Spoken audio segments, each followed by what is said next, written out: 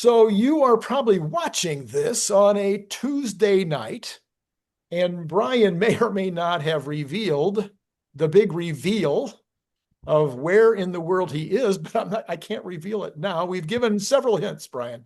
We said We that have. it is in a country where the name begins with one of the letters in the alphabet. I will tell you, it's a country with very high EV adoption, and Yeah. there's a car show in town this week. Ooh, So so if if people use anyone wants clock to, or something, they might be able to nail that yeah, one. It's possible. yeah, if they want to put in that kind of work, please do.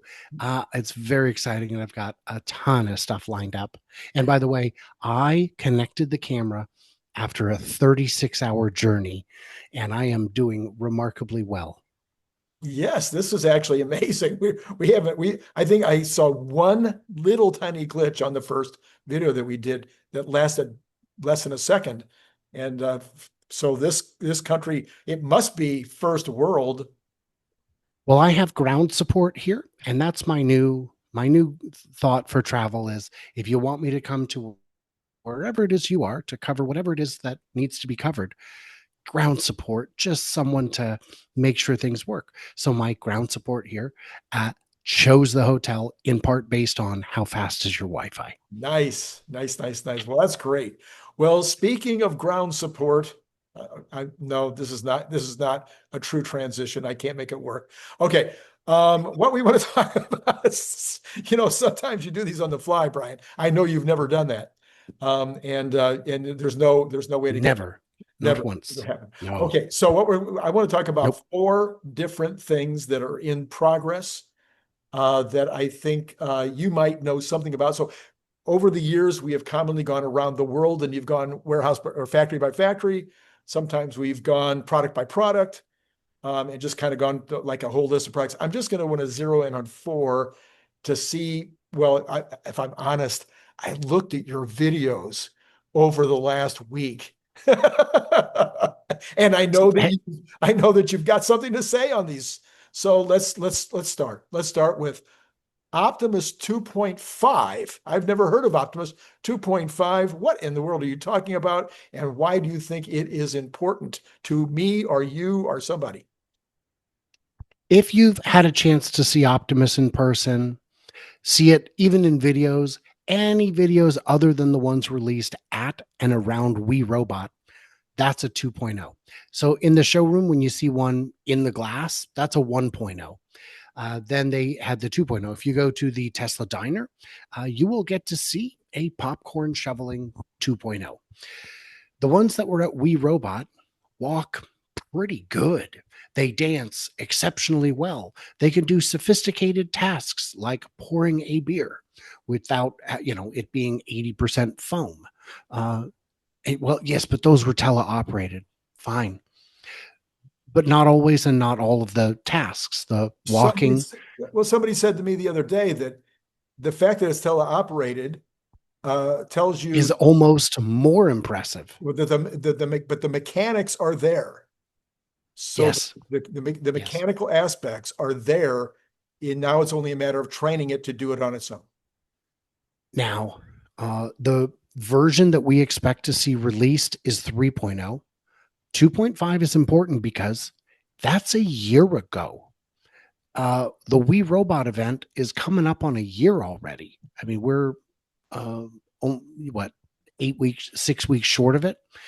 Uh, what they are working on today is 2.x, and the engineers I spoke with, um, weren't just unwilling to tell me what version, but it's kind of unknown. It's really not. That's not the important part. Um, I asked when all these other companies, these 100 companies making robots, they're all taking slightly different approaches. Is that fair? Yes, that's fair. I said, okay, now, how do you make decisions when it comes to something like hips, like wrists? And he said, there are discussions. There are, because he only knows what he knows. He said, well, there are discussions on everything. And when we have rival ideas that are all good, unlike the competition, we can rapid prototype. Now, think if you and I are building robots and we've got the best prototype machinist in the world, but he's in Switzerland or China, or just getting him on the phone at the right time of day is going to be challenging. Getting that part's going to take a week or two. We're not going to try 3 different ideas, are we? That's we're never going to get this done. And you might also be on a budget where doing 3 ideas or 5 ideas or 10 ideas is just, and on 15, 20, 30 different things that you're working on becomes, you just don't have the budget. It's impossible. It is absolutely impossible. So that's, so I asked, what will 3.0 do? And the answer was, well, more. I mean, just more and better. I mean, it's just a better road. I mean, what do you mean? Oh, okay. Okay. So it's not like we're going to see it suddenly has a jetpack. But it's going to be better, just plain better. The remaining obstacles, and this isn't something they told me, this is something I've learned from Dr. Scott Walter and others, is a lot of the parts are brand new. They never existed before in this way. So there could be some growing pains in terms of, this part does this really well, but it wears out too quick. We'll have to figure that out. Titanium is very strong, but you'll notice that even if you use it as a hip replacement, it does wear out. I guess it's more the nylon that they use for the socket. Anyway, it wears out. Okay. So these are things obviously that they have to be testing in these repetitive motion tests where they run something at 1,000 times the speed that it's actually going to be done, so they can find out how many reps they can get out, et cetera, et cetera. They do this for everything from toasters to door handles. And so they would be very, very, very good at this, especially because they do have a few door handles. Not many toasters, probably.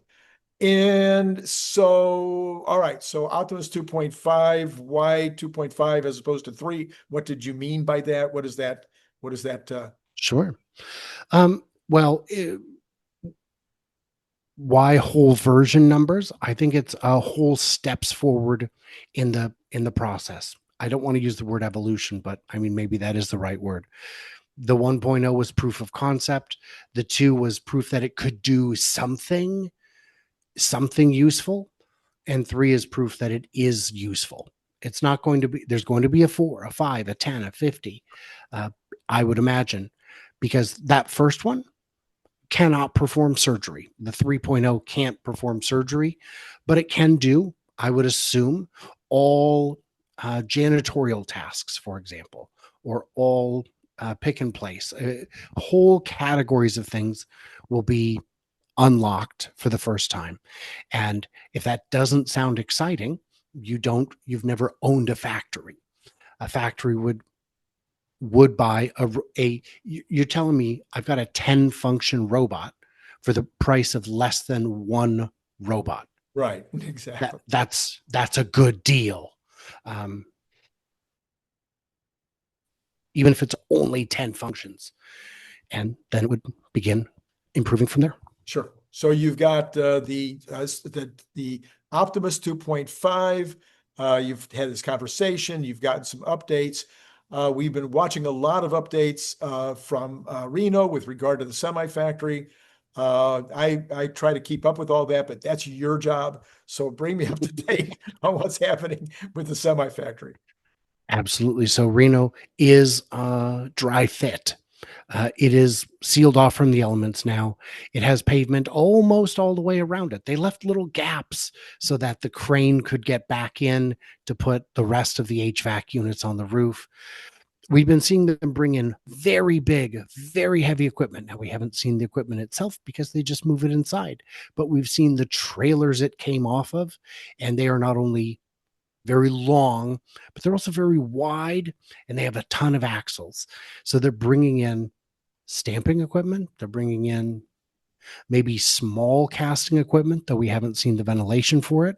They have already brought in some robots that will be used in the assembly. This is a factory that's actually happening. When you look back, at the drone footage that Bear's Workshop would do over Nikola, over Lucid, and you would see the buildings getting bigger and bigger. What you never saw was the equipment. The equipment needs to be showing up kind of all the time, and it just never did. And not never, but certainly not when they said they would. Gravity was supposed to be out years ago, and they've only sold, you know, triple digits so far, which is deeply disappointing to people I know who have reservations. So it's the semi factory is, in my opinion, on pace to begin production maybe as early as Q4. Now, we saw quite a few of them in the parking lot. Are these still prototypes that are being built? Yes, these are still being built next door at the Milan building. As far as we know, they don't have all the pieces to start running the line, and you need all the pieces. So, okay, unless you're going to shuttle incomplete ones between buildings on public roads. All right. So now we have the Model Q. You and I spent a lot of time on Monday night talking about the Model L, the Model Plus, you like to call it, which is your name for the Model L. We've got the Model S, or minus, or Q, which would be the less expensive and possibly smaller car, which has been talked about and talked about and talked about and talked about, and is undoubtedly going to be revealed probably in September, because we're going to be sold out of Model Ys and Model 3s in September, in the United States at least. Now, maybe they won't want Osborne, Europe, or Osborne, China. I just think that sometime in the month of September, we're going to see this Model Q. But is it going to be made in all three manufacturing facilities?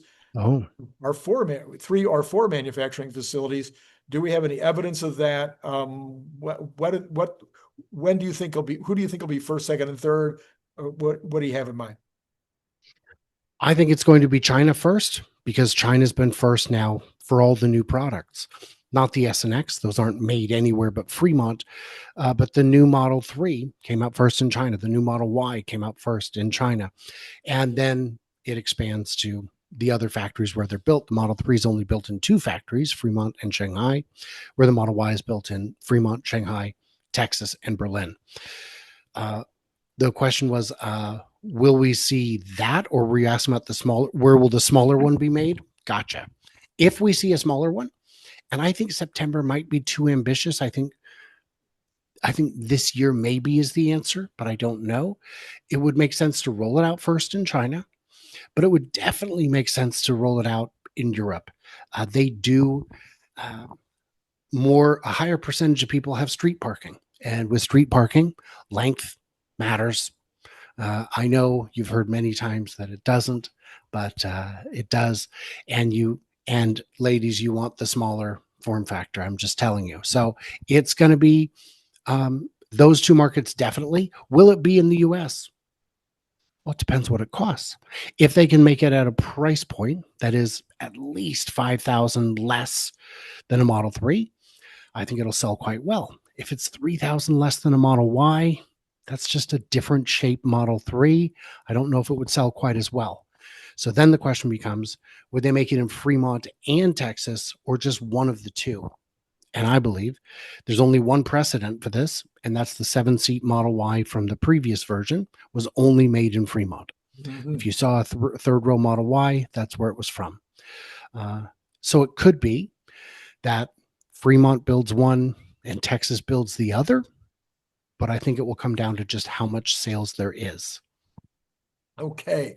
So, of course, I'm sure that the Americans would be very disappointed if the affordable model, the Model Q, whatever it is, whether it's just a stripped down model, whether it is a different shape, no matter what it is, I'm sure that Americans would be very disappointed if we didn't have this less expensive model. So you think there's a chance, though, that it may not be something for the American consumer? I don't believe that's true. I think it will come to the US market. The only question is, would it be big enough to justify two factories? Oh. Even if it's just a simple stripped down Model Y, you know who would eat that up? Fleets.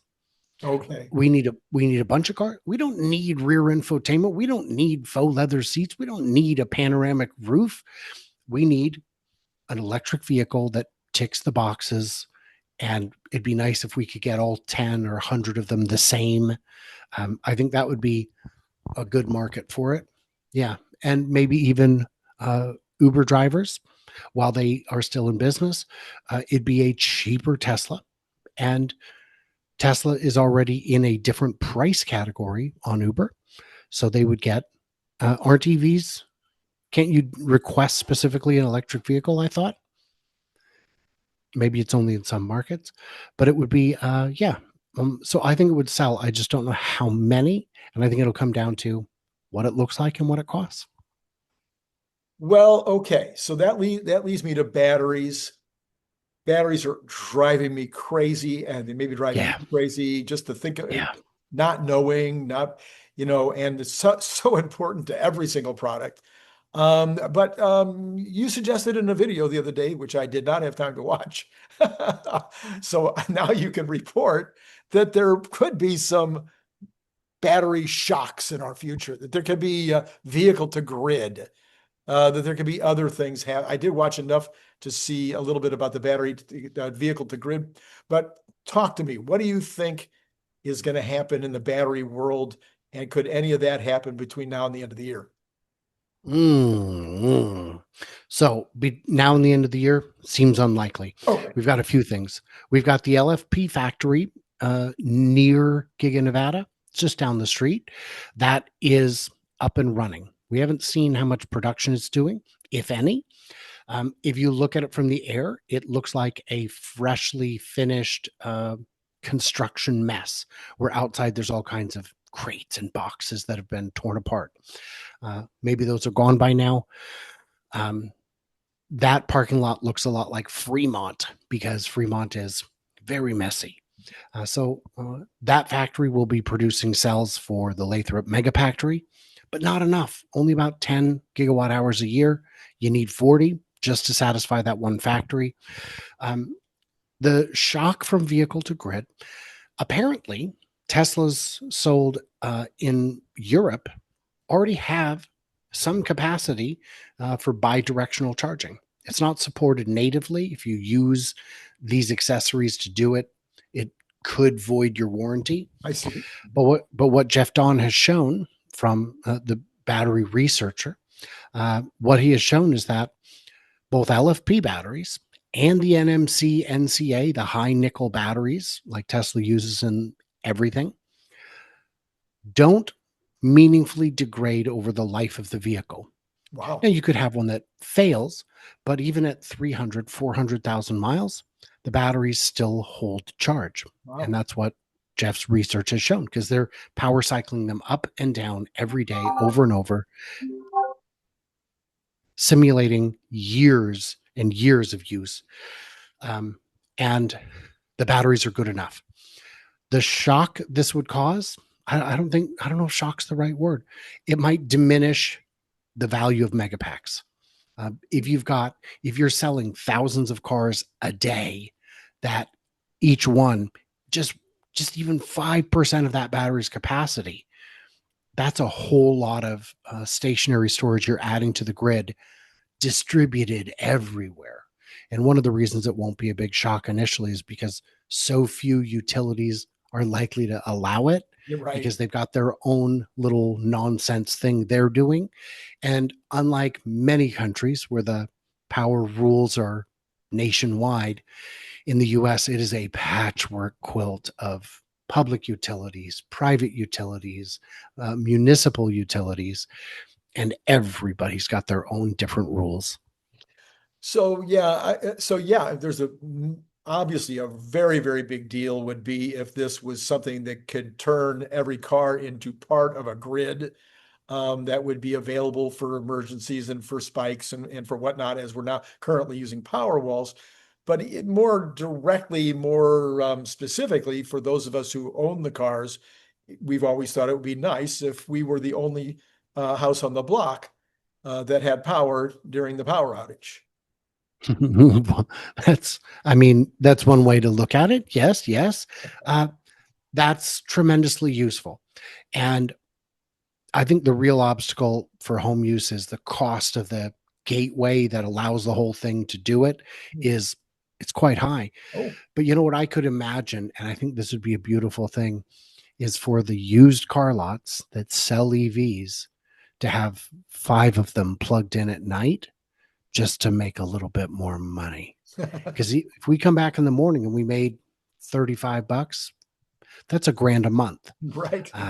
for just having the car plugged in. That's it. And that's $1,000 a month per car. So, well, I guess 35 would be a more realistic number for all 5, but you get the idea. Even $1,000 a month. Hey, you could advertise with that. You could do whatever. Yeah. You could spend it on yourself. No. I don't know. So it would seem to me that this would probably be even though it may not be a big money maker, that if Tesla decided to make this accessory that allowed us to do this, I think. Oh, it would absolutely be a moneymaker Oh, yeah. because Tesla is an ecosystem, and they'd say, plug it through our power walls or whatever it may be. Maybe Tesla discounts gateways just to get people to use it. Yeah. And now Tesla can use auto bidder. Of course, you'd have your app that says, I need to be at least 65 when I leave in the morning. And please don't take me much above 80, 85. And only sell power if it's over 20 cents a kilowatt hour. You could set all that. And there are people who would say, yeah, I set it up, but it'll never happen. And then one day their car is in use for an hour and a half and they make $6. They're like, well, that was ridiculously easy. Yeah. So it could be because Tesla can control auto bidder. Tesla's already been approved to be a utility in the UK and before that in Texas. So they can get in on it, and it could just spin up a whole lot of cash. Okay, so those are the 4 things that came to my little pea brain. Is there anything else that's kind of in process right now? I mean, we talked last week about Corpus Christi and whatnot. I don't know that you'd have anything new on that, but those, and of course they came to my mind because I did go back and look at your videos, but maybe there's something I left out. Well, I made a whole lot of videos. I can't expect you to watch them all. Yes, we haven't talked about Roadster. Is it happening? I keep hearing whispers, but not from employees, from people who've heard or heard of people who've heard of employees. So it's like second, third, fourth hand. Do you think Roadster's actually going to happen sometime? I mean, within the next year? Well, Elon keeps saying, and this time he's kind of narrowed it down to 2026 and maybe the first half. There was also this news a little while ago about some kind of a patent on a what do they call that? Vacuum, ground control, ground effect vacuum thing that would keep the car on the ground unless you glued to the pavement. Unless you didn't want it to stay on the ground. Right. The McMurtry Sperling is a hand-built $1 million+ single seat track car. You can buy them anywhere in the world because you can't license them anywhere in the world. Maybe in the UK, but I don't know that you can. And it vacuums to the ground. It's got a suction system that vents all the air from underneath the car. And I don't remember which track it was, but I want to say it's in California. It's this road kind of track. And on it, there's this real ugly rise with a drop off on the other side. And every car has to bleed off all their speed to get over that. And the McMurtry doesn't. So when they did, I think it was called the reverse hill climb or some newer race that they had done, it beat the current record for the lap time by 40 seconds. And, if you could beat it by a half a second, you'd be excited, but 40 seconds because the darn thing's glued to the ground. Yeah. Will they build it this year? I don't know. So progress, maybe. Okay. All right. Well, we're all waiting for our Roadster. I know you and I both have put our deposits in. Definitely. That'll be the day. Okay. Well, Brian, as always, wherever you are. It's been delightful to hear you clearly, even though you are not anywhere in the United States. We can say that. That was a hint Yes. that we gave the other day. And not in the United States, on the earth. That was a hint. Probably not a remote island, probably. I don't know. Probably not. Okay, well, there you go. There's a few more hints. If you All right. want to find out, you've got to go over to his channel where he will tell you at some point. It might be out by now. It might be out tomorrow. I've got a whole video about it. It's a lot of fun. All right. Brian, thanks again for jumping on. And you should follow him. You should pay him money. You should laugh at everything that he thinks is funny, even the things that you think are funny that he doesn't think is funny. That's what he does. He's a humorist. Is that right? I'll accept it. I'll accept it. Okay. For now, it's been great talking to you.